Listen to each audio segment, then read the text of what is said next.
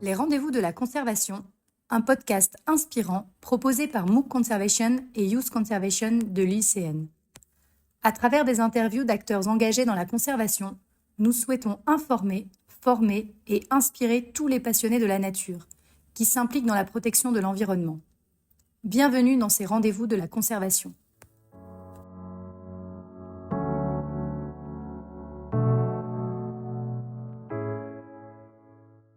Bienvenue dans ce nouvel épisode des Rendez-vous de la conservation, le podcast qui donne la parole à celles et ceux qui œuvrent chaque jour pour la protection de la nature en Afrique et au-delà. Aujourd'hui, je reçois une invitée dont le parcours illustre à quel point l'engagement pour la nature peut se jouer à toutes les échelles à la fois. Celle d'un village du Passoré où l'on construit des foyers améliorés et celle des grandes conférences internationales où se négocie l'avenir climatique du continent. Audrey Stella Sawadogo est experte en gestion de programmes de développement, spécialisée dans la transition agroécologique et la résilience au Burkina Faso. Elle préside le réseau des jeunes pour l'agroécologie et a représenté la société civile ouest-africaine lors de plusieurs COP, dont la COP 28 à Dubaï et la COP 16 sur la désertification à Riyad. Avec elle aujourd'hui, nous allons parler d'éducation environnementale, de plaidoyer climatique porté par la jeunesse et des techniques concrètes de restauration des terres au Sahel. Audrey, bienvenue dans les rendez-vous de la conservation. Et je vais vous laisser la parole tout de suite avec une première question sur l'éducation environnementale. Je le disais en introduction, vous avez coordonné des campagnes de sensibilisation de masse et des formations auprès d'organisations paysannes et de jeunes. Comment concrètement, Audrey, vous abordez l'éducation environnementale sur le terrain avec des publics qui ont des réalités et des besoins qui sont très différents? Bonjour et merci Hélène. Merci à vous pour l'opportunité qui met vraiment en lumière les initiatives des acteurs engagés dans la protection de l'environnement en Afrique, particulièrement au Burkina Faso. Par rapport à cette question, je peux dire que à notre niveau, en termes d'éducation environnementale, nous adaptons toujours nos messages aux réalités de chaque public. Et quand on prend par exemple les jeunes, nous privilégions des approches interactives comme des formations pratiques, des campagnes de reboisement, des vidéos et aussi les réseaux sociaux, tout en mettant vraiment en avant les opportunités d'emploi et d'entrepreneuriat qu'offre l'agroécologie. Et quand on prend par exemple les organisations paysannes, nous privilégions les formations pratiques, les visites de sites, les démonstrations de bonnes pratiques de protection de l'environnement, les émissions radiophoniques et les boîtes à images et vraiment aussi les échanges communautaires afin de favoriser l'apprentissage. Et nous impliquons aussi les leaders communautaires pour renforcer la crédibilité de nos sensibilisations et aussi encourager l'adoption des pratiques durables. Donc notre objectif vraiment en sensibilisant, c'est pas juste se limiter à informer, c'est aussi susciter un changement de comportement durable au bénéfice de l'environnement et aussi aux communautés. Très intéressant. Merci Audrey pour cette entrée en matière.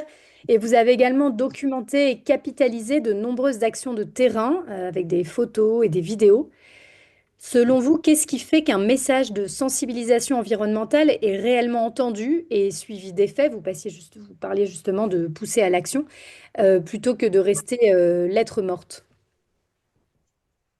Euh, à ce niveau, j'avais un peu abordé le processus, comment on fait pour toucher ces acteurs-là. Et par exemple, j'avais mentionné qu'au niveau des jeunes, c'était à travers les réseaux sociaux. Et au niveau des organisations paysannes, c'est l'accès aux outils numériques sont limités et nous privilégions les émissions radio, les soirées de projection et les boîtes à images. Et par exemple, quand on prend les autorités et les décideurs, l'approche est différente à leur niveau parce que nous nous appuyons sur des données scientifiques, des évidences scientifiques et aussi des résultats concrets. Et pour démontrer qu'on a eu d'impact, c'est vraiment lorsque ces échanges aboutissent à l'intégration de cette pratique dans les plans locaux de développement, ou encore aussi que ces pratiques soient financées par les leaders ou les autorités locales.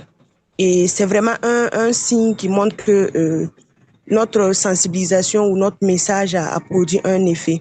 Donc, vraiment, à notre niveau, nous constatons que souvent, à travers ces sensibilisations, ça entraîne un changement qui permet à ces organisations-là d'adopter des bonnes pratiques, d'aussi témoigner des bénéfices de ces succès observés sur le terrain et qui aussi témoignent par rapport à l'amélioration même de leurs revenus, en tout cas en militant au niveau de la protection de l'environnement et aussi à vraiment savoir qu'il ne faut pas aussi prendre ces informations comme ça, il faut toujours aussi agir, faire des actions concrètes sur le terrain. Voilà. Merci Audrey. Et actuellement, donc, vous présidez le réseau des jeunes pour l'agroécologie. Comment mobilisez-vous d'autres jeunes autour de ces enjeux qui sont vraiment importants? Et qu'est-ce qui, selon votre expérience, donne vraiment envie aujourd'hui à un jeune de s'engager sur ces questions? Merci Hélène. En tant que présidente du réseau des jeunes pour la promotion de l'agroécologie, notre conviction, c'est pas seulement de mobiliser les jeunes uniquement avec des paroles, des sensibilisations, des discours. On essaie de les mobiliser pour qu'ils puissent comprendre que l'agroécologie peut répondre à leurs préoccupations à travers l'accès à l'emploi, entreprendre ou améliorer leurs revenus et en même temps de l'emploi qui protège l'environnement. Donc, c'est pourquoi nous combinons plusieurs approches. Nous organisons des séances de sensibilisation, des formations pratiques, des campagnes de reboisement, des visites de terrain et de démonstrations de bonnes pratiques où nous partageons vraiment cette capitalisation-là au niveau des réseaux sociaux pour diffuser et pour montrer à d'autres jeunes que ce sont des exemples concrets de réussite qui montrent que nous pouvons améliorer notre revenu en protégeant et en préservant l'environnement. Donc, réellement, selon mon expérience, nous voyons que si nous arrivons à faire savoir aux jeunes qu'en protégeant l'environnement, nous pouvons améliorer nos revenus, il y a des opportunités économiques.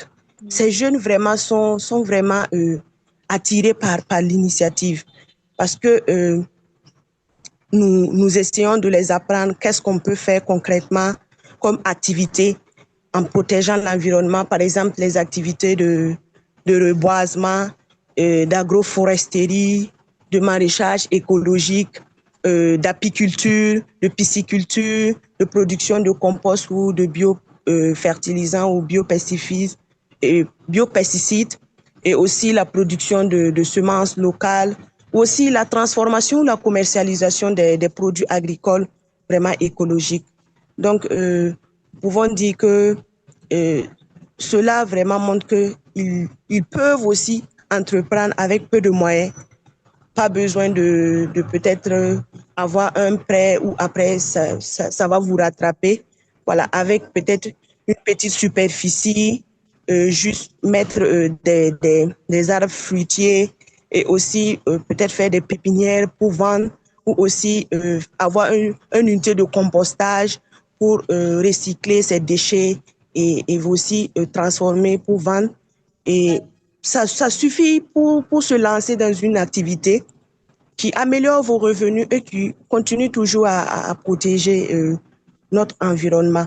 Et actuellement, les jeunes savent que la demande en produits sains est vraiment en vigueur ou en tout cas, c'est vraiment demandé ces temps-ci parce que quand on parle de politique ou de loi ou en tout cas le contexte, les gens s'en rendent compte que bon, ils ont des problèmes de santé et il faut aussi faire attention à ce qu'on consomme.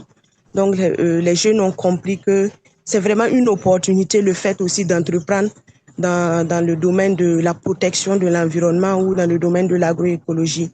Donc je peux dire que c'est des opportunités de marché que les jeunes ont compris qu'il faut aussi la saisir. Et les jeunes ont compris aussi que il faut innover. Il faut innover en proposant des services agricoles innovants, tels que peut-être l'installation des systèmes d'irrigation, vraiment de ne plus faire comme avant, d'essayer en toute activité d'innover à travers peut-être des plateformes numériques ou d'autres systèmes. Voilà. Et même, par exemple, au niveau de notre société, voir qu'est-ce qui ne va pas, qu'est-ce que je peux faire pour contribuer aussi à la préservation de l'environnement.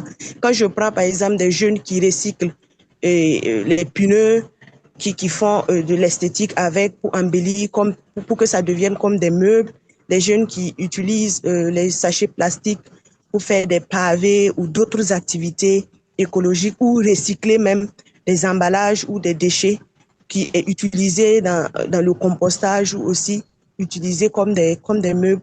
Les jeunes vraiment ont compris que c'est vraiment innover aussi en préservant l'environnement. Donc, nous constatons aussi que, et en termes de politique, on essaie de voir pour faire des plaidoyers pour qu'on limite aussi l'accès, les lourdes règles ou lourdes en tout cas, et qu'est-ce qu'on peut dire, les tâches qui font que les initiatives qui font plus que les jeunes ne peuvent pas avoir accès au crédit. Voilà, souvent au niveau des microfinances, au niveau politique, on essaie de faire des plaidoyers pour que ces autorités puissent ne plus alourdir ces systèmes d'octroi de fonds aux jeunes. Donc, à mon niveau, je peux dire qu'en tout cas, les jeunes ont compris que l'agroécologie est à la fois une solution aux défis environnementaux et aussi une véritable opportunité de développement économique et d'innovation et aussi de protection de l'environnement. Ben, Merci Audrey, très intéressant, très complet. Je voudrais qu'on passe maintenant au volet du plaidoyer climatique. Vous avez négocié à la COP28 à Dubaï et à la COP16 sur la désertification à Riyad en tant que jeune délégué climat du Burkina Faso. Qu'est-ce que cela signifie concrètement de représenter la société civile ouest-africaine dans ces espaces de négociation? euh, représenter la société civile ouest-africaine à la COP 28 et à la COP 16 à Riyad, c'est vraiment porter la voix de la communauté et qui vivent chaque jour euh, par rapport aux conséquences des changements climatiques et aussi à la dégradation des terres et à la désertification. Et à mon niveau, lors des COP, je participe aux sessions de négociation et aux événements parallèles. Et quand on regarde au niveau des négociations, vu que je faisais partie de la délégation pays, j'assistais aux négociations pour apprendre. Bon, parce que en tant que jeune délégué climat du Burkina, et étant à nos débuts, c'est vraiment difficile de maîtriser ou de connaître déjà ce système. Mais nous avons des orientations de nos mentors qui essaient de nous expliquer concrètement comment ça se passe, nous sommes dans quel groupe et comment se font concrètement les négociations. Donc, nous pouvons dire que nous sommes en phase d'apprentissage.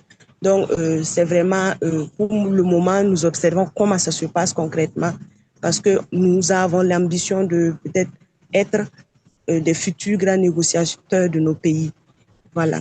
Et au niveau des événements parallèles, je participe au niveau des side events, les panels, pour partager les expériences, partager les bonnes pratiques de notre pays et aussi apprendre des expériences d'autres pays et de créer aussi une collaboration et identifier aussi des opportunités de financement et d'appui technique par rapport à tout ce qu'on fait comme initiative locale, tout ce que nos organisations paysannes font dans nos localités pour en tout cas valoriser et en tout cas avoir des partenaires pour plus les appuyer pour qu'ils puissent mieux s'adapter au changement climatique.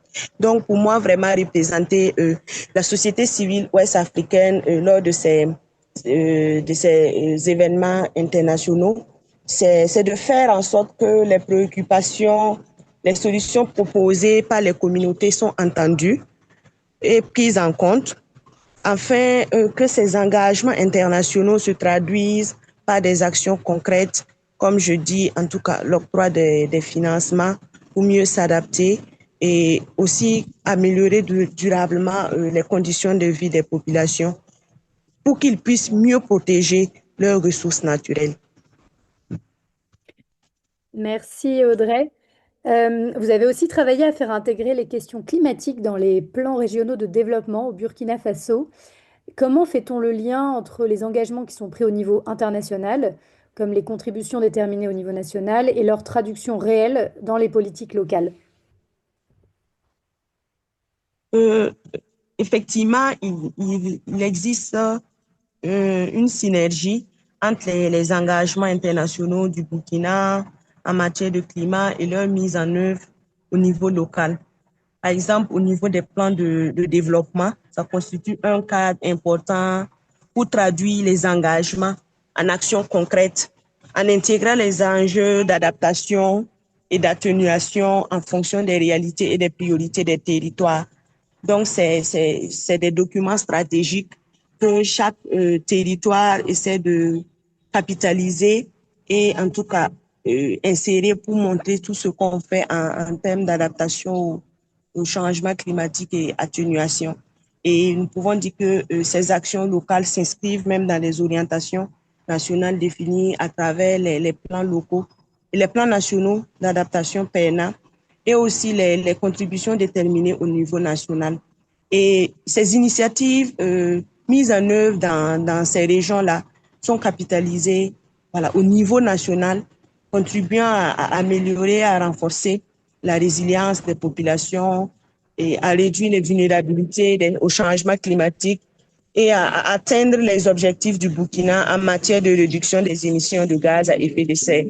Donc, c'est à travers vraiment ces actions d'adaptation et d'atténuation que, au niveau régional, nous arrivons à capitaliser tout ce qu'on fait.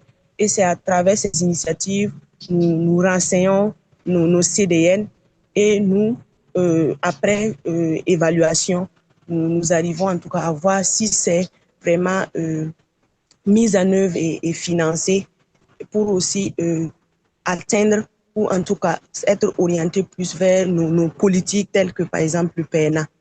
Voilà. Merci Audrey. Vous avez plaidé notamment au Forum africain de la jeunesse sur le financement de l'adaptation pour un accès direct des Oui. communautés locales et des organisations de jeunesse aux fonds climat mondiaux. Quels sont, selon vous, et sans rentrer dans les détails, parce qu'on n'a pas forcément le temps aujourd'hui, mais les principaux obstacles à cet accès direct? Euh, L'un des principaux obstacles, c'est vraiment la complexité des mécanismes de financement climatique. Voilà, les procédures d'accès aux fonds internationaux sont souvent lourdes et très techniques et exigeantes, ce qui limite vraiment la capacité des organisations communautaires, des organisations de jeunes à soumettre à ces projets parce que c'est difficile pour eux de répondre à ces critères requis-là. Et ce que je peux ajouter aussi à ce niveau, ces acteurs ne sont pas vraiment aguerris, très bien formés. Donc, il faut aussi renforcer leurs capacités. Il y a aussi le faible accès à l'information sur les opportunités de financement et vraiment ces organisations n'ont pas ces informations pour se préparer à temps, pour en tout cas préparer des projets bancables après pour pouvoir soumettre.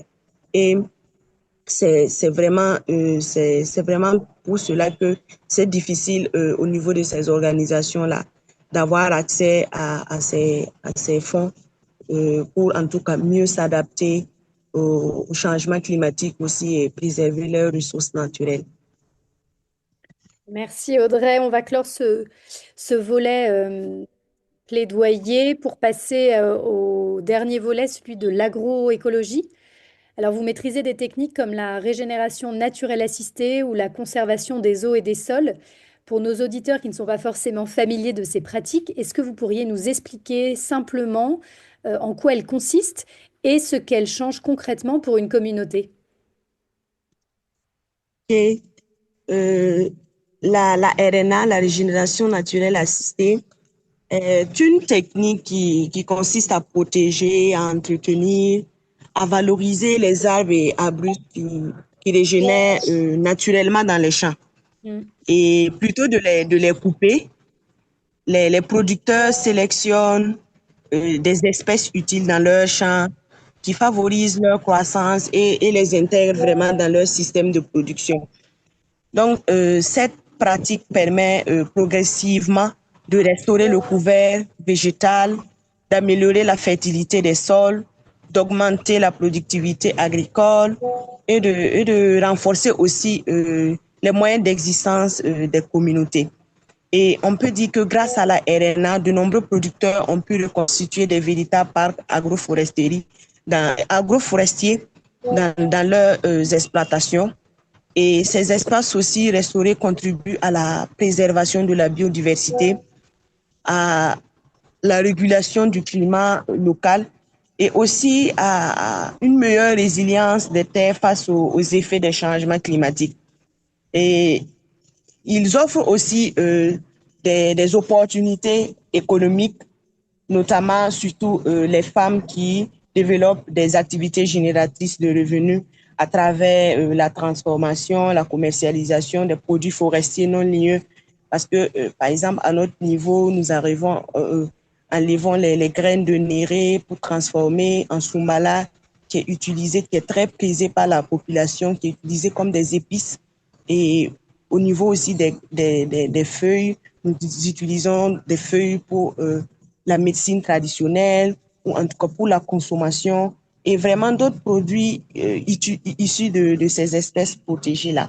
Et quand on prend par exemple les techniques de conservation des eaux et des sols, ce sont des techniques telles que, en tout cas, dans notre contexte, nous appelons des techniques de zaï, de demi-lune, de cordon pierreux, des brise-vents, des haies vives. C'est vraiment des panoplies de techniques menées sur le terrain qui permet de lutter contre la dégradation des terres, qui permet aussi de restaurer les superficies dégradées et d'améliorer aussi la gestion d'eau dans nos exploitations agricoles. Et cette technique permet l'infiltration de l'eau, réduit l'érosion et permet au sol de retrouver en tout cas progressivement leur capacité productive. Donc, on peut dire qu'au-delà de ces aspects techniques-là, la régénération naturelle assistée et puis les techniques de conservation des eaux et des sols apportent des changements concrets dans la vie des communautés, car elles contribuent à restaurer les terres agricoles, à préserver leurs ressources naturelles, à maintenir la biodiversité et à améliorer aussi les revenus des ménages et en les permettant de renforcer leur résilience face aux effets des changements climatiques. Voilà. Et à ce niveau, on peut ajouter que lorsque nos superficies souvent sont dégradées, les populations ont tendance à vouloir se déplacer et ces panoplies de techniques rassurent ces populations à rester sur place pour mener ce combat, pour éviter vraiment de se déplacer. Parce que le fait aussi de se déplacer, au fur et à mesure, ils vont contribuer à dégrader plus de terre. Donc, c'est des techniques qu'on montre à ces communautés-là qu'il faut rester et lutter pour préserver notre environnement et aussi régénérer ces superficies dégradées-là. Très intéressant, Audrey. Merci pour cette synthèse. Vous avez piloté un projet vraiment important qui est celui de la diffusion de foyers Trois Pierres, améliorés, pardon, je crois auprès de plus de 30 000 ménages ruraux dans la province du Pas-Sauré. Alors c'est un gros projet, très ambitieux. Est-ce que vous pourriez nous dire en synthèse ce que vous avez appris de ce projet à grande échelle? et notamment ce qui favorise ou freine l'adoption durable d'une nouvelle pratique par les familles et les communautés au sens plus large. Ok, merci Hélène.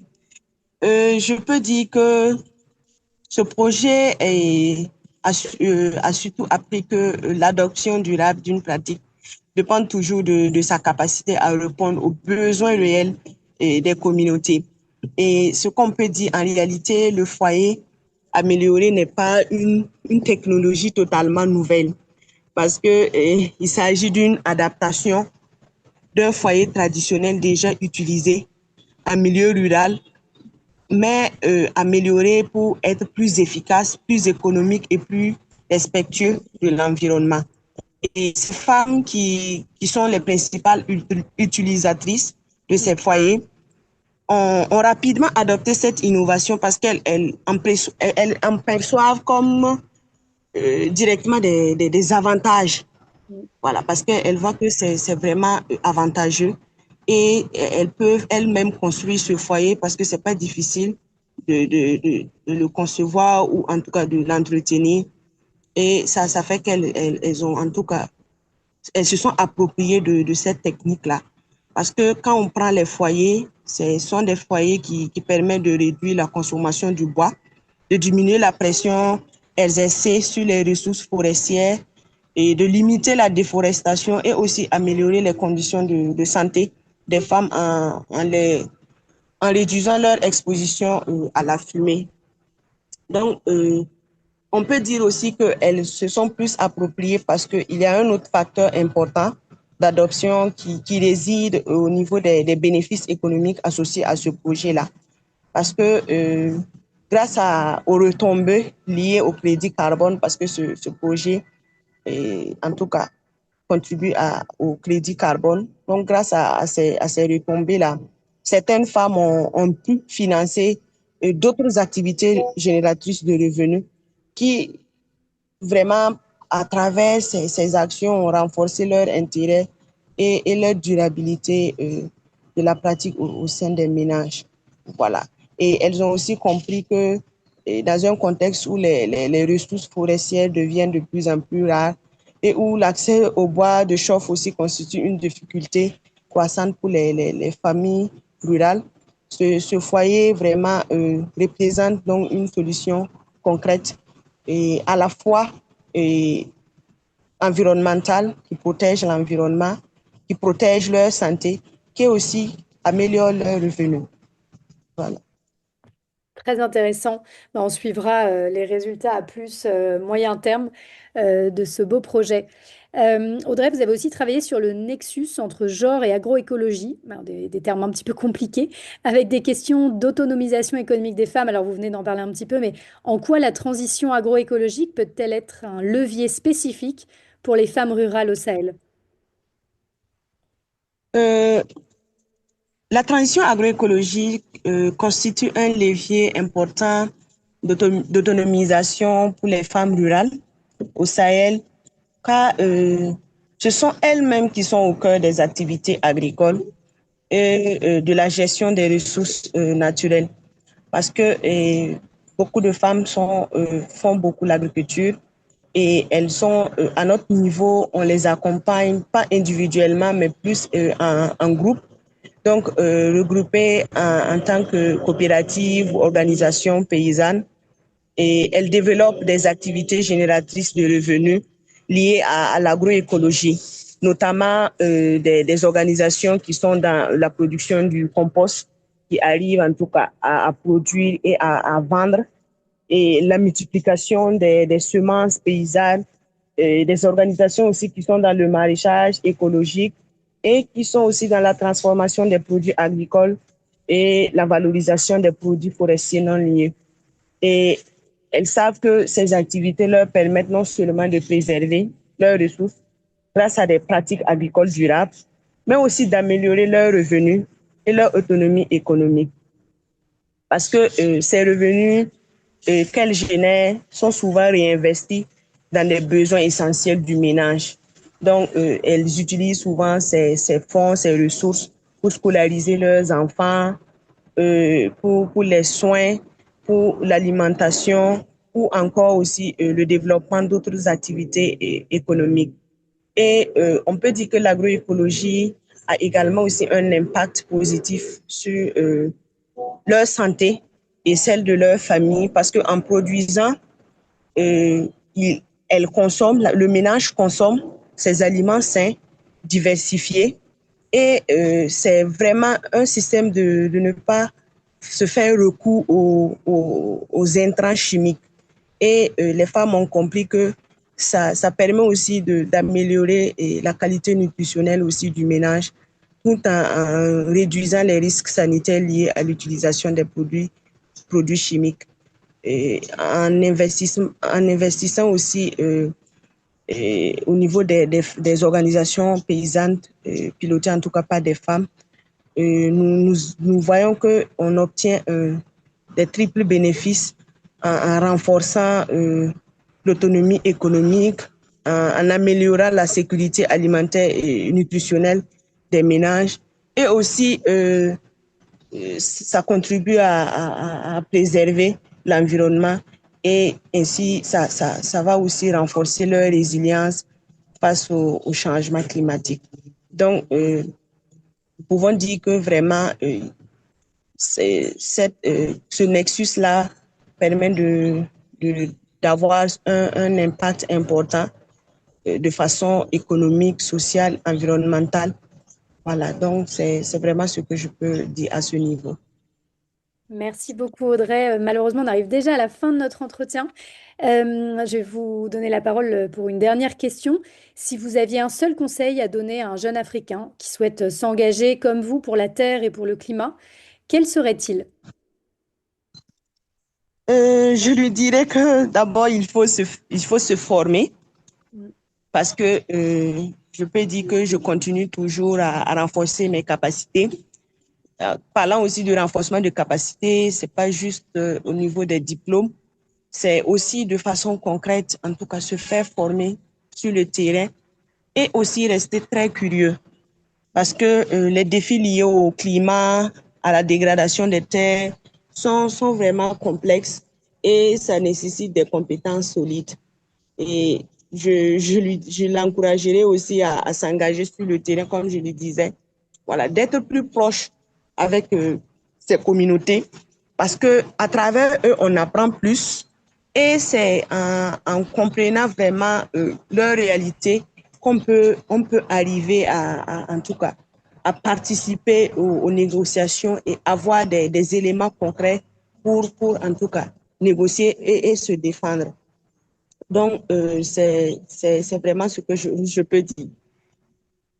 Merci beaucoup Audrey, merci pour ce partage passionnant.